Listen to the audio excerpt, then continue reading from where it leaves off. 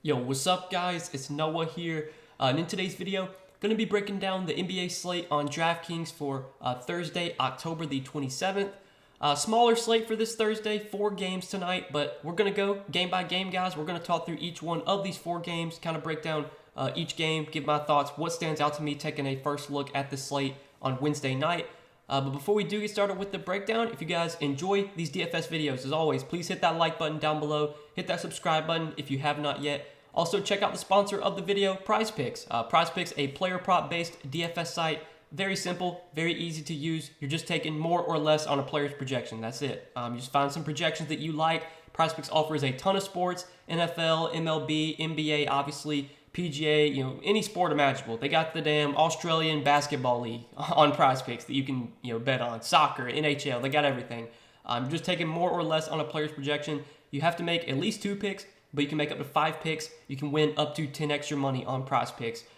Do want to mention that I do already have my PrizePicks video posted for the Thursday night football game, for the Ravens and Buccaneers game. So if you guys do follow NFL, if you want some plays for the NFL game for this Thursday night, tonight, I did post a 2-pick entry. I got 2 picks that I'm playing on PrizePicks for Thursday night football. There's a video already up on the channel. You can check that video out if you are interested. And I do plan on making a video for NBA today, but right now, at the time I'm recording this video on Wednesday night, there are no NBA props up on PrizePicks, so I'm guessing I'll have to just wait until sometime on Thursday when the NBA props get added. But definitely check the channel out sometime on Thursday, hopefully early in the morning. I'll have some plays I like for this NBA slate. I'll share those in my PrizePicks video. And we've gone 5-0 last 2 days on our PrizePicks plays. Been doing really well with our NBA PrizePicks props. Hopefully you guys have been telling those. But if you're not signed up for PrizePicks yet, get over there, sign up, use code Noah, get that deposit bonus when you do sign up. But talking through the 4-game slate for today, guys, for Thursday, we're going to start off with the first game of the night, the Mavs and the Nets. So looking at this game, I do want to mention Brooklyn. They are on a back-to-back here, but I would expect pretty much everyone plays. I don't think they would really rest anyone. So starting off at the top, you got Luka at 12K. I think on this short slate, Luka is probably the top overall option. He's really expensive, and this is definitely a slate where we don't really have a ton of value. So it might be tough to prioritize Luka, but I haven't started building lineups yet. But if I can fit lineups with Luka, I want to try and do that because we know Luka offers a massive ceiling. We saw what Giannis just did to this Brooklyn team. Brooklyn, I think this season has been like the worst defensive team in the league. I think they have the worst defensive rating this season. So it's a really good spot for Luka. He should dominate here. He's had a massive usage rate this season. He's been incredibly consistent. He's the best play on the slate, just in terms of raw projection. I think, really nothing negative can be said about Luka today. But then you've got KD and Kyrie, and I think right now, KD and Kyrie for me are just kind of secondary options, and it's on a short slate, you could go there, but it's hard to predict which one's going to have the big game, if any of them do. So far, KD's had a solid floor, but we've yet to see that big 60, 65-point game from KD. But he's been giving you 45, 46, 47 DK points every night. Kyrie has had a ceiling game. He did have 62 against Memphis pretty recently. He's going to play big minutes. He's going to take plenty of shots, but at their price tags, I don't think either one of KD or Kyrie stand out as priority spend ups today, especially when you have Luka on the slate. You have Paul George potentially playing without Kawhi. You have Steph Curry. You got John Morant, who we'll talk about. There's just other guys I think I'd rather spend up for. But obviously KD and Kyrie are playable in tournaments. And then some other options in this game. Christian Wood is 7,500. He's been really, really productive this year with the Mavs, playing that 6th man role. He's been coming off the bench, playing about 25, 28 minutes a night. 7,500 though, I think it's expensive for Christian Wood. I mean, he's going to have to put up over 40 DraftKings points to be worth rostering at this price tag, and obviously he can do that. But I'm probably not going to go to Christian Wood. I think he's priced correctly right now. If not, he's a little bit overpriced. It's definitely a good matchup, especially with how bad Brooklyn's been defensively. Wouldn't be surprised if Christian Wood puts up another good game. But with his price where it is, I'm not really going to. He's not really someone that stands out to me. I think I'm going to be going there. Then you got Ben Simmons at 6,400. I did see a report from Underdog that Ben Simmons supposedly tweaked his back Wednesday, but he plans to play today. Definitely keep an eye on the injury report for the Nets with that news. But assuming Ben Simmons does play today, I mean, he's going to get good minutes. The 2 games he's played where he stayed out of foul trouble, he's played 34 and 32 minutes. There were 2 games where he fouled out, played 23 and 28 minutes. So as long as Ben Simmons stays out of foul trouble here, he's playing probably low to mid-30s minutes. He's not been super productive this season, but we know Ben Simmons is a guy that can stuff the stat sheet and contribute in all categories. He'll get a little bit of points, a little bit of assists, a little bit of rebounds. He has triple-double upside. I've been saying it. Like, I think at some point Ben Simmons is going to have a triple-double this season, and he's probably going to, put up 40, 45 DK points that day. When is that game going to come? I have no idea. It could be today. It could be 6 weeks from now. I mean, we don't really know. But Ben Simmons, with how he can contribute in all categories, does offer triple-double upside. I think at 6,400, he is still in play, especially on a short slate like this. Nicholas Claxton been playing really well this season.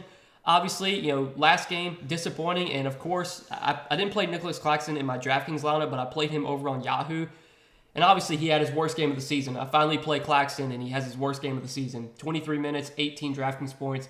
But he's been solid this season, getting good minutes. He's been, scoring, rebounding, blocking shots as well. He's 6K on DraftKings, which I think is priced about right. But if Claxton continues to get like 33, 34 minutes a night, he's a fantasy point per minute player. So at 6K, he does still have the upside to pay off this price tag. A little concerning that he only played 23 minutes on Wednesday, but that might have been matchup based. I think this could be a spot where he gets back to playing like low 30s in minutes. And then Spencer Dinwiddie coming off a big game. I think he really benefited last game with Tim Hardaway Jr. out. Spencer Dinwiddie does play a lot with the second unit, so not having Tim Hardaway out there is definitely just going to mean more usage for Dinwiddie. Tim Hardaway is questionable for today, so keep an eye on that injury news. That's actually kind of important. I think if Hardaway does not play again, nice boost for Spencer Dinwiddie. And I think at 5,500, Spencer Dinwiddie would be a pretty solid option on this slate. I think he'd be someone I'd have a lot of interest in.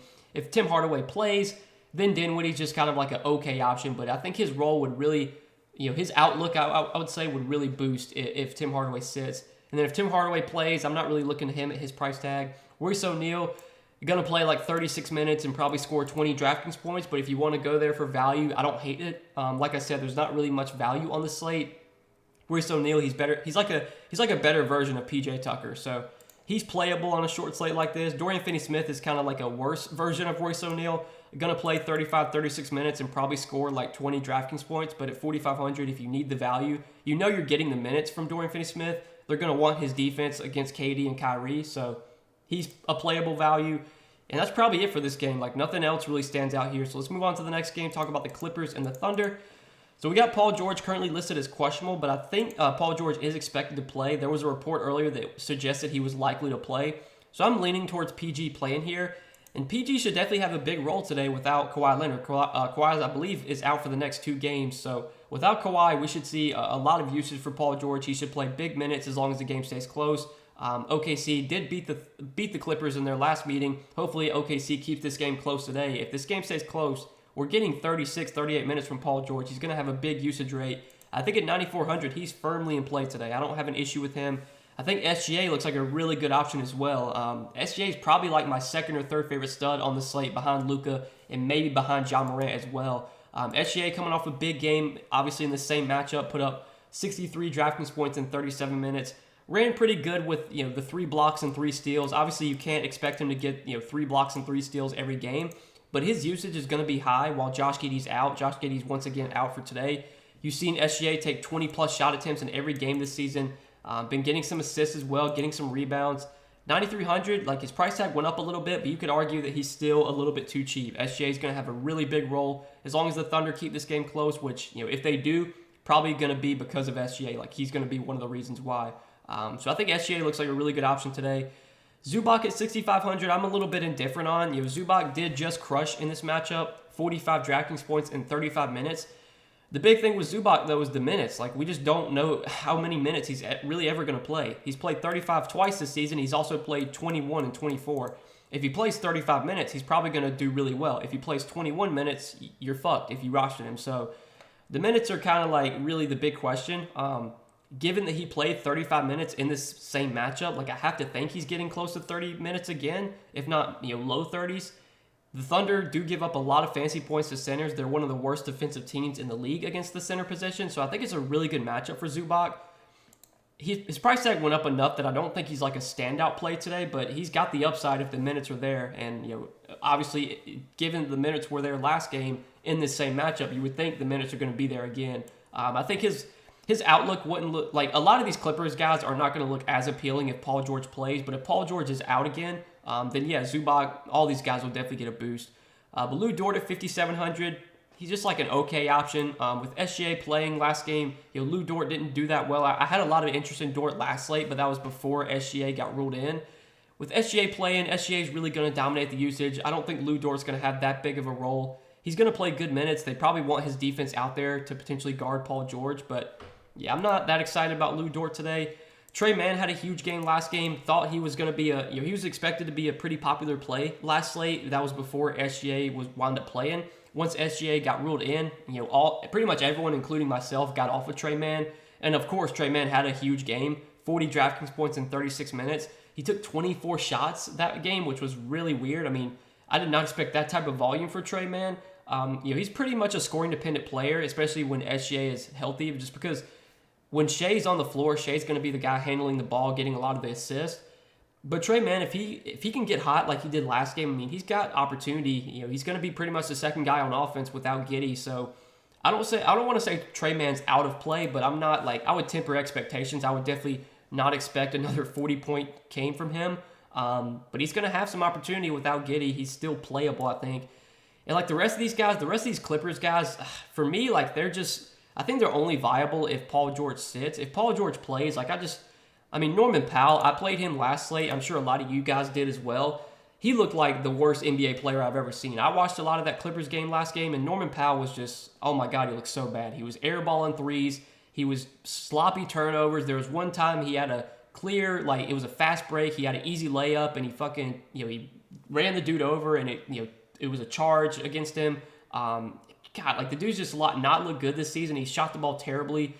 He's going to have a good game at some point, I'm sure. It's probably going to come on the day I don't play him, which will probably be today. So I probably won't play Norman Powell today, and he'll go off just to troll. But, man, he's looked so bad this season. If Paul George comes back, I just don't really have much interest in Norman Powell. Same goes for Reggie Jackson. I mean, Reggie Jackson and John Wall are pretty much splitting the point guard minutes. So, one of them probably could have a good game here, but I'm just not that excited about anyone on the Clippers.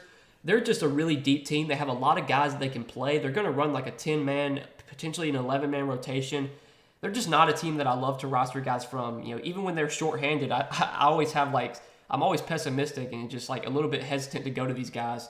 It's just, these Clippers guys, I just never get excited about. I played Terrence Mann last slate, and he was okay for value, put up 22 DK points in 26 minutes. Again, if Paul George doesn't play, I think Terrence Mann probably starts. So Terrence Mann would become a viable cheap option if he starts again. Nicholas Batum did start last game in place of Marcus Morris. Marcus Morris is out once again, so Batum's probably going to start. But he only played 18 minutes, so it's what are we going to get from him even if he starts? I really don't know. He's playable at 4,200, but I'm not excited about Nicholas Batum. Aaron Wiggins did start last game, and he played pretty well, 28 minutes and had 32 DraftKings points, had a double-double. I would not expect that type of production for Aaron Wiggins, but if he starts again, he's really cheap. He's going to be a playable value, especially on a slate that doesn't really offer much value right now.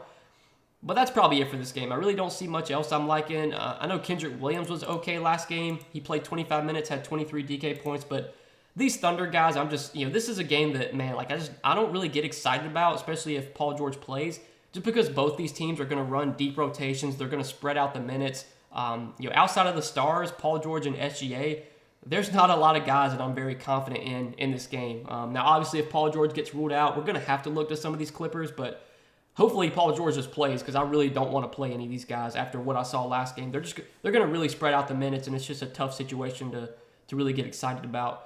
So let's go ahead and move on to the next game, talk about the Heat and the Warriors. So Steph Curry at the top here, 9,900. Pretty much same thing I say about Curry. Every slate applies to today. Curry never stands out as a top pay-up option, especially when you have a slate like this with Luka, with Ja, even KD and Kyrie. But Steph can put up a huge game any night. We know he's the best shooter in the league. He's a guy that when he gets hot, he can just put up massive games. I will say that Miami, they do give up a lot of three-pointers. That's something that they have always allowed defensively. Their defense just allows a lot of three-point attempts. So I actually think the matchup kind of sets up well for Curry's skill set. But he's just a GPP play today, not a priority option. Jimmy Butler's not been great this season. 8,600, he feels priced about right. It's a big-time game against a big-time opponent, so I would expect Jimmy to play well here, but he's not someone I'm really going out of my way to play. I think Bam Adebayo is probably my favorite play from this game. Pretty good matchup here for Bam. The Warriors this season have been giving up a lot of fantasy points to opposing centers. I'm sure that's going to change probably moving down the road because they're still a good defensive team with Draymond, with Looney. But so far this season, they've been really struggling to defend the center position. So I think the matchup's pretty good for Bam. We know Bam's going to play big minutes if it's a close game. 7,300 is still somewhat cheap for Bam, especially in a good spot here against a fast-paced Warriors team. So I do like Bam quite a bit today. I think Tyler Hero is solid as well. Hero's been really good in the starting lineup this year. He's been playing big minutes. He's had a really big usage rate. He's been contributing in all categories, scoring, getting rebounds as well, getting assists too. 7,200 price tag starting to get up there, but I still think Hero is viable. Andrew Wiggins, just been super, super consistent this season. We haven't seen much of a ceiling from Wiggins, but he's pretty much a lock to give you like 30 DraftKings points and probably upper 30s, potentially even 40 DK points. Don't love the matchup against Miami, but we know Wiggins is going to play big minutes. He's going to be productive when he's out there. He should average around a fantasy point per minute, and he's probably going to play upper 30s in minutes here. So I definitely am interested in Wiggins.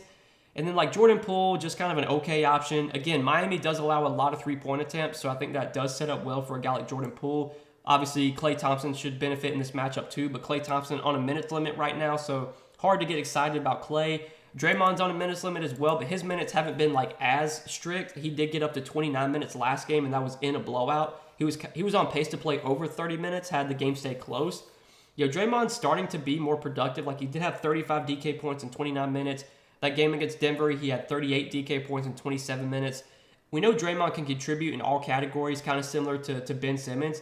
5,700, like if Draymond plays 30 minutes today, he can still put up a good score at 5,700. Like he could put up 35 DraftKings points in 30 minutes, which is pretty solid for his price tag.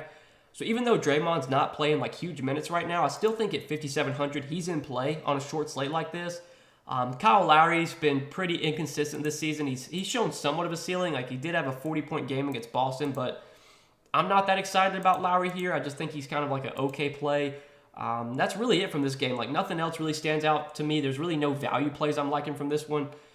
So let's go ahead and move on to the last game of the night, the Grizzlies and the Kings. So this is definitely shaping up as like the best DFS game in terms of pace and in terms of expected points. Both these teams played a pretty fast pace. Right now, this game has a 236.5 total. So there's a lot to like in this one. You got Ja Morant at the top for 10,200. I think Ja Morant is right up there with Luka in terms of best pay-up options today. Obviously, there's a big discount dropping down from Luka to Ja. We know Ja has just as much upside, and no one would be surprised if Ja was the highest scoring player overall today. I mean, Ja's already put up over 60 fantasy points in 2 out of their 4 games. This game sets up as definitely being a big-time, pace-up game, fast-paced, high-scoring game. These are the type of spots that Ja usually thrives in. That was the case against Brooklyn. It was a case against Houston, and he did really well in both those matchups. I could definitely see this being another game where Ja puts up 60, 65 DraftKings points. Sacramento, defensively, not a good defensive team. Really, really like Ja today. Nothing really negative to say about him. Sabonis and De'Aaron Fox, they've both been super, super solid this season. 8,700 for De'Aaron Fox, you could argue is still a little bit too cheap, especially with how well he's played this season. Been taking a lot of shots, 20-plus shot attempts in all 3 games, racking up some assists, getting some rebounds as well. Fast-paced game should set up really well for Fox and his skill set. I think he's a very solid play in the mid-range. I think Sabonis is too cheap right now. I mean, 8,200 for Sabonis, like, he should be over 9K pretty much every slate. His minutes were down last game, but I think he got into some foul trouble, or maybe they just benched him. Honestly, I can't remember what happened with Sabonis last game. He was still productive in those 22 minutes. He also was productive the game before that against the Clippers. Their season opener against the Blazers, he wasn't great, but we know Sabonis is a productive point-per-minute player. He's a guy that can score, can rebound, can get assists. He stuffs the stat sheet. He does everything when he's on the floor. 8,200 is too cheap for Sabonis. So, man, Fox, Morant, Sabonis, I like all 3 of those guys today. I think they're all very appealing. Even Desmond Bane I have quite a bit of interest in. I mean, Desmond Bane has taken on a much bigger role this season. He finally shot the ball well last game and obviously had a huge game, 57 DK points. Their first 3 games of the season, he couldn't make a shot. 6 for 22, 3 for 16, 4 for 11. Finally shot the ball well and had a massive game. Obviously, in a fast-paced game like this, Bane should be getting plenty of opportunities to shoot the ball, plenty of shot attempts. Obviously, there's going to be plenty of points scored in this game, and you would think if Memphis is scoring, over 100 points, I mean, right now Memphis has a 120 implied team total. If Memphis scores 120 points today, which they're implied to, a lot of those points are going to be coming from Ja and from Bane. So even at 7K, I still think Desmond Bane is in play today. And then some other options, Keegan Murray, we got news that he is expected to start. I mean, not surprising. He should have been starting from the get-go, but even coming off the bench, he's been playing really big minutes. So I don't know if him starting is really going to change his minutes. He's going to play big minutes regardless, but you definitely feel better about him in the starting lineup. 5,500, I think, is too cheap for Keegan Murray. He's not been like a super productive per-minute player this season, but he's going to play big minutes. He's only 5,500. It's a good matchup. It's a fast-paced game. Yeah, I definitely think Keegan Murray stands out as a very solid play in the mid-range. Steven Adams at 5,400, not a guy that really offers much of a ceiling, but if he plays like 30-plus minutes, he can get you 30 DK points like he did last game against Brooklyn. He can rebound really well. He gets a lot of offensive boards, a lot of putbacks. He can get defensive stats too. Don't love him, but not out of play today on a short slate. I think Adams is viable. Dylan Brooks, his first game was terrible. Shot 2 for 13, only played 24 minutes. He's really cheap, and it's a good matchup, but I'm not super excited about Dylan Brooks today. I think he's just kind of like an okay option. I don't think his minutes are going to be super high for now. Like, I think he's going to be on a minutes limit. So, even with him on a minutes limit, you probably can't go there. Sandy Aldama going to start still, but, I'm not super excited about Sandy Aldama. He's 5,200, which I think is an appropriate price tag for him. If he plays over 30 minutes, he can give you, 25, 28 DraftKings points, but obviously his opportunity is not going to be as great now that Brooks is back, plus Ja and Bane are playing so well. Aldama's like the fourth, fifth option on this team, so not that excited about him. Harrison Barnes, I just really never play Harrison Barnes. He's cheap, but he's not been playing that well this season. I'm not that excited about Harrison Barnes. I think Kevin Huerter is an okay value play. I haven't played Kevin Huerter this season yet, but I think this could be a slate where he potentially does make my lineup just because he's cheap. He's probably going to play 30 minutes, and we don't really have a ton of great value today. Plus, it's a good matchup in a fast-paced game. We know Huerter's a guy that's going to take a lot of shots. At least 3-point attempts. He's going to shoot the ball a good amount behind the arc from 3. These type of games where you have a lot of possessions, a lot of shot opportunities. These are the type of games that Huerter should do pretty well in. So at 4,900, I think Huerter is a okay value play. Malik Monk got red hot last game, played really well. I'm not super excited about Malik Monk. Like the first 2 games of the season, he only played 16 and 13 minutes. So I think when it comes to guys like Monk and Davion Mitchell and Terrence Davis, the minutes are going to be really tough to predict with these guys. Last game, Mitchell only played 12 minutes, but their first game of the season, he played 26. I know Terrence Davis minutes were down last game. He only played 16, but he played 25 in their first game. It seems like when it comes to Mitchell, Davis, and Monk, they're just going to ride like the hot hand, I guess. Last game, it was Monk that played really well. This game, it could be Mitchell. It could be Davis. It's a situation you could maybe go to in GPPs. I think because Monk did really well last game, he'll probably get the most ownership there. So maybe you go to Davion Mitchell in tournaments, but I'm not really excited about anyone from Sacramento off the bench. I think I'm mainly looking to the starters here, the guys that we mentioned.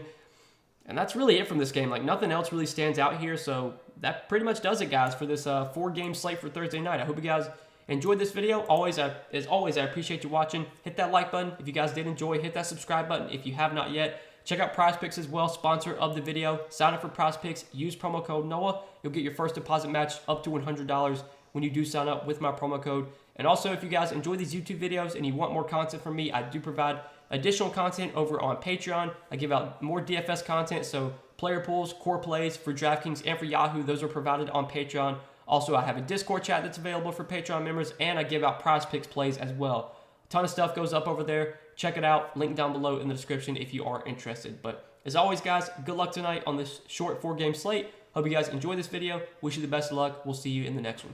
Peace.